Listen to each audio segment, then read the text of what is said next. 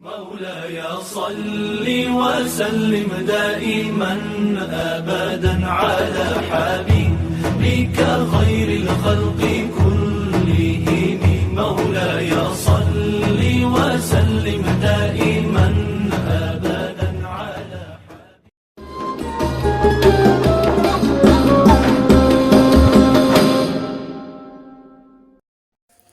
Bismillahirrahmanirrahim. Assalamualaikum warahmatullahi wabarakatuh. Alhamdulillahirabbil alamin wa bihi nasta'in ala umuri dunya waddin. Wassalatu wassalamu ala asrafil anbiya wa mursalin wa ala alihi wa ashabihi ajmain. Amma ba'du. Rabbi shrah li sadri wa yassir li amri wa hlul 'uqdatam min lisani yafqahu qawli. Amma ba'du.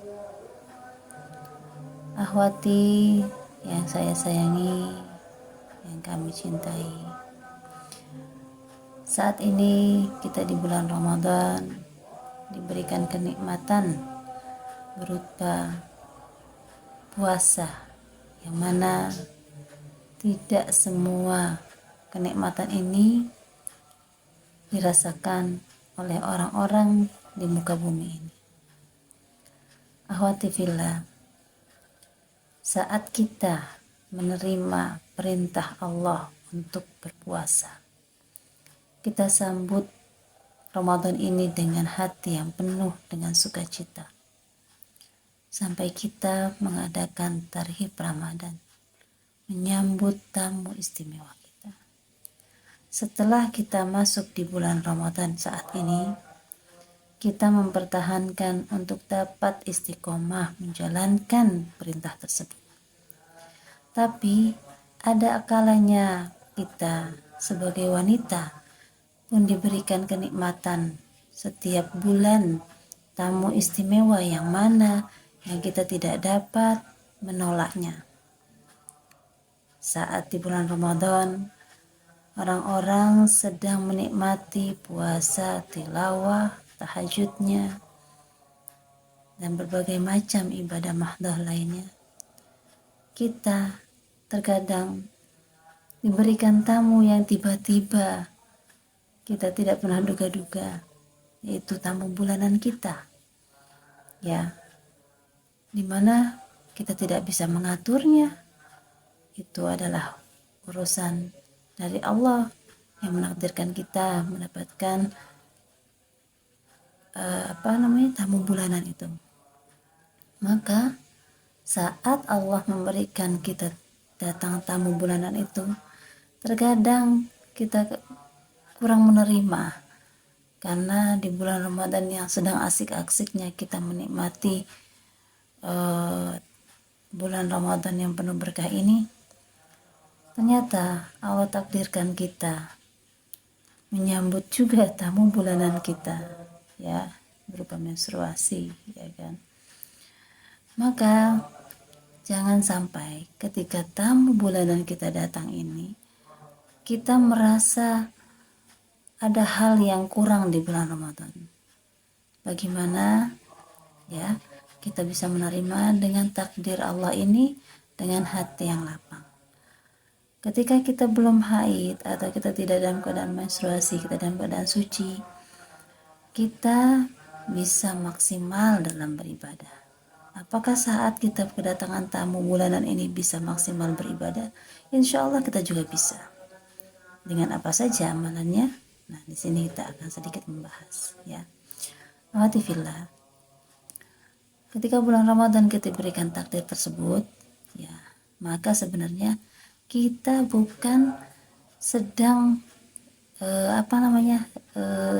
tidak bisa beribadah. Justru dengan kita menerima takdir Allah itu, ya, kita sedang berpindah ketaatan dari taatnya kita bisa berpuasa, sholat, tahajud, dan yang lainnya. Maka saat tamu itu datang, kita mendapatkan pindah taatnya ketika kita menerima takdir kita untuk tidak sholat atau kita tidak boleh sholat. Itu pun kita ketaatan kepada Allah, ya. Taat kita kepada Allah, tidak menjalankan puasa dan sholat saat keadaan haid atau menstruasi atau dalam keadaan nifas misalkan habis melahirkan ya. Maka di sini amalan apa saja yang bisa pahalanya sama dengan orang-orang yang sedang keadaan suci. Nah, di sini kita sedikit akan bahas yaitu ya pertama dalam surah Al-Baqarah ya ayat 222 yas'alunaka 'anil mahid qul huwa adha. Ya, maka ketika ada yang bertanya apa itu haid, ya, itu adalah sebuah kotoran. Nah, di sini kita ketika menerima haid itu, ya, ternyata darah itu kotor yang harus kita bersihkan. Di sini bukan hanya bersih secara fisik, tapi juga kita berusaha membersihkan secara lahir dan batin. Akhwati fillah, ya, ketika kita mendapatkan takdir tersebut, ya sebenarnya ya kita juga bisa mendapatkan pahala yang setara dengan orang yang sedang berpuasa dengan sholat dan juga yang sholat. Pertama, bisa dengan memberikan makanan.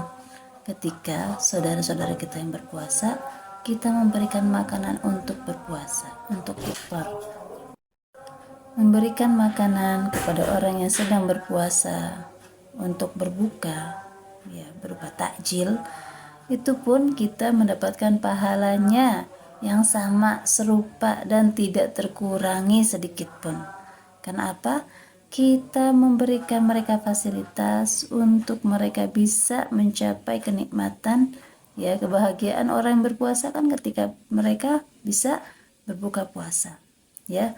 Maka kita menyediakan kebahagiaan tersebut, kita pun termasuk orang yang memiliki atau menerima pahala yang setara dengan orang yang berpuasa. Alhamdulillah, ya. Kemudian yang kedua adalah ya kita memperbanyak zikir dan sholawat, ya. Kita memperbanyak zikir dan sholawat, subhanallah, alhamdulillah, Allahu akbar, la ilaha illallah. Kemudian kita bersolawat, Allahumma sholli ala sayyidina Muhammad, Allahumma sholli alaih, ya. Maka di sini pun sebenarnya kita sedang menyerupai ya seperti sholat, ya, karena sholat pun as-sholatu hiya doa, ya, karena di dalamnya itu banyak doa dan kita juga di dalamnya juga banyak zikir, ya. Maka kita juga menyetarakan sholat dengan perbanyak zikir dan sholawat. Yang ketiga yaitu kita perbanyak doa dan istighfar, ya. Ada doa khusus ya di bulan Ramadan, ya. Allahumma innaka afuwun tuhibbul afwa fa'fu anna ya karim, atau fa'fu anni ya karim, ya. Maka di sini kita perbanyak doa, minta istighfar, minta diampunkan, khususnya ketika kita saat sahur dan ya perbanyak doa saat berbuka.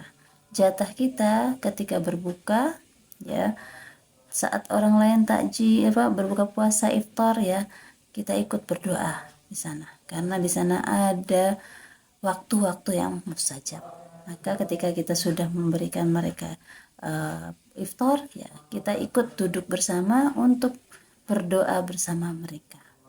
Yang keempat yaitu kita sering-sering berinteraksi dengan Al-Quran. Loh, bagaimana? Sedangkan kita sedang haid, ya kan? Maka orang yang haid, ya, ada beberapa ulama mengatakan tidak boleh membaca Al-Quran, tapi dia boleh dengan murajaah. Apalagi sekarang kita bisa interaksi Al-Quran melalui gadget, ya, gadget kita, ya.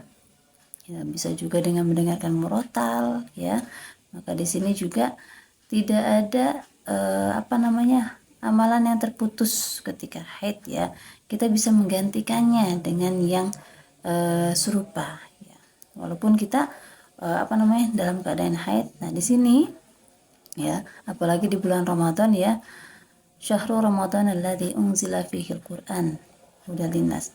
Maka ketika bulan Ramadan ini adalah bulannya Al-Quran, ya, jangan sampai kita yang sedang diberikan takdir halangan, ya, berhalangan dengan syar'i ini, ya, kita malah santai-santai, wah rugi kita. Padahal bulan Ramadan ini bulan yang turunnya Al-Quran. Bisa diisi dengan murojaah, dengan murotal di HP gitu ya, atau MP3 ya. Kemudian ataupun membantu anak-anak kita untuk murojaah hafalan ya. Jadi jangan, tidak ada alasan gitu ya kita lepas dari Al-Quran. Kemudian yang kelima yaitu melayani keluarga kita dengan sepenuh hati ya, membuatkan mereka makanan-makanan yang menyenangkan gitu ya. Kemudian juga memberikan mereka kemudahan-kemudahan dalam urusan. Nah, apalagi yang punya anak-anak kecil nih ya, membangunkan mereka saat sahur pun itu menjadi ladang pahala kita. Ya Bu ya. Ya memang ada capek apalagi punya anak-anak kecil ya. Maka di sini itu ladang pahala kita untuk kita bisa setara pahala kita dengan orang-orang yang berpuasa ya. Kemudian yang terakhir yaitu kita tetap belajar dan tetap mengajar, apalagi mungkin ibu-ibu ada seorang pendidik ya, atau yang suka mengisi masjid taklim, maka kita tetap belajar dan mengajar ya, karena man ta'allama al-Qur'an wa 'allamahu ya, siapa yang belajar Al-Qur'an maka silahkan kita mengamalkannya dan juga memberikan ilmu kepada yang kita pahami ya, kepada orang yang kita ajarkan. Nah, inilah amalan-amalan yang kita lakukan selama di bulan Ramadan saat kita dalam keadaan menstruasi atau dalam keadaan nifas ya, agar pahala kita seimbang dengan orang-orang yang berpuasa. Sekian dari saya, mohon maaf jika ada kata-kata yang kurang berkenan. Jazakumullah khairan katsiran. Assalamualaikum warahmatullahi wabarakatuh.